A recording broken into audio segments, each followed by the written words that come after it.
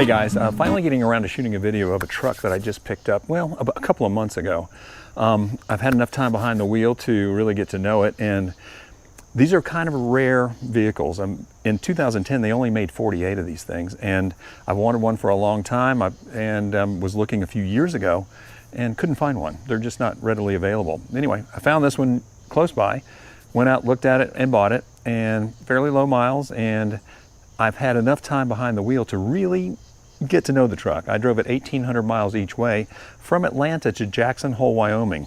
Great trip. Did a little camping out there, and I'm going to talk about what's great about it and what's not so great about it. Anyway, let's get started. Here's my 2010 H3T Alpha, and by it being an Alpha, that means it has a V8 engine, which is much better for towing. You can pull campers and boats and such.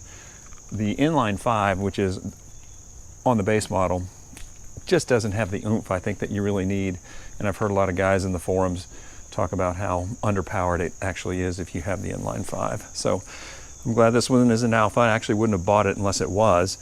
One of the weird things about this truck is how many times you see the word Hummer. How can you not know that it was a Hummer? Amazing. Well, you got one there, one on the plate. Each wheel says Hummer. The running boards say Hummer in 2 places, and there's another one there. The gas cap says Hummer. The rear bumper says Hummer, and it's on the other side as well, and both of the optional toolboxes each say Hummer. It's everywhere. I don't know how you can miss that it's not a Hummer. Anyway, sort of odd, I thought. Now, inside of this truck is pretty nice because it's an Alpha. It has leather, which is really great, and one of the really cool things, this sunroof is really big. It's really big. Now, there have been problems reported with drainage issues on all the H3s. The drain lines in the roof don't work properly a lot of the times. They get clogged with debris, so you have to clear them fairly often. And I had a leak problem in the back, which I fixed, and it no longer leaks anymore. Just cleared the lines. It was full of junk. Interior wise, it's okay. I mean, there's some cheap plastic. One of the things that bother me is this is really chintzy. I mean, it's really hard plastic and kind of moves around a lot, but you can't have everything, I guess. But I took this truck to Jackson Hole, Wyoming just recently. Drove it 1,800 miles each way. And oh, this is an addition. I added this little tray carrier, because there's really not much in the way of storage in here except for the glove box and that little thing there. And it did great. I mean, I was really worried, breakdown or whatever. But no, it did fantastic all the way. And I actually slept in here when I couldn't find a campsite, which was not bad at all. Just throw the seat back and it worked really well. Now, this H3T Alpha does not have the adventure package, which adds lockers to the 4-wheel drive system.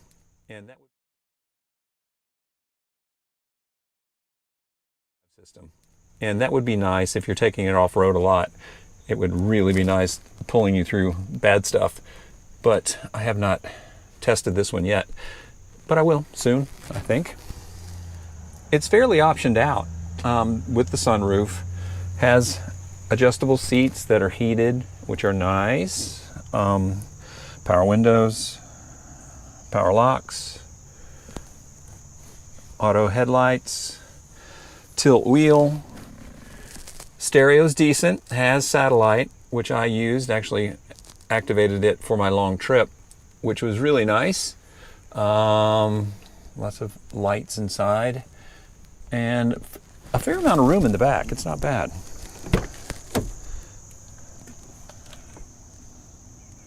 Not bad at all. I have not had anybody ride back here yet, but there's a lot. Oh, one thing that does bother me, I thought I'd talk about the negatives, is this wacky system that they came up with for storage in the back of the seats. They're not good. I mean, they fall off all the time, and just easily, I mean, just like that. just fall right off. I mean, it doesn't take much to make them come down. That is a problem. What else? Oh, when I got this, it had some aftermarket wheels on it, and I changed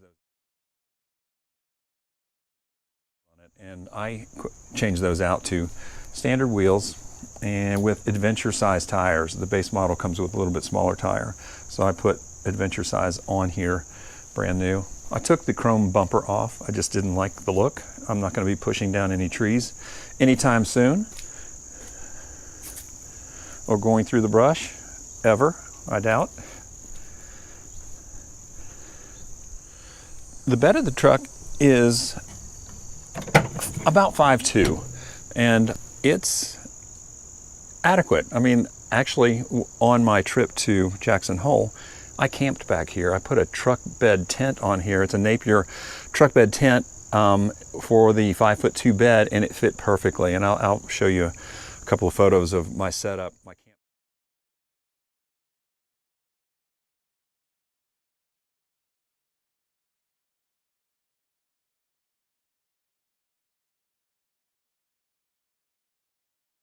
camp setup when I was out there.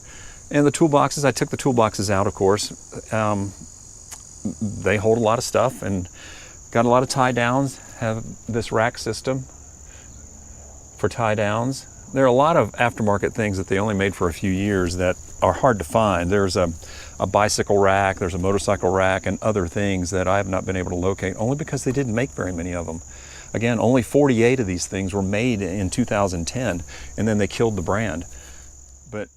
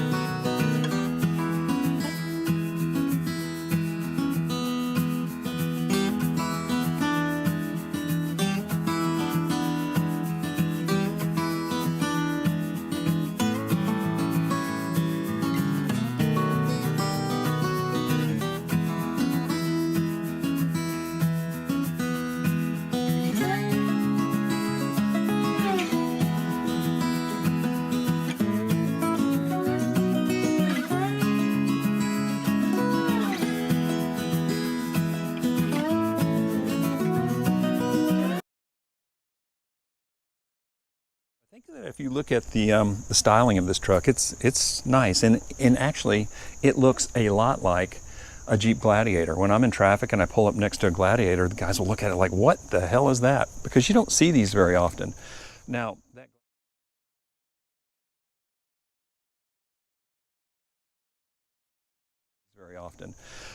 that Gladiator is definitely much more technologically advanced than this truck is. And it can do more. It's probably a much better truck. But this one is sort of an anomaly now, and people like it. And I like it. I enjoy it so far. It has all the skid plates underneath for protection off-road. Lots of hooks for pulling, fog lights. It's just been a really nice truck.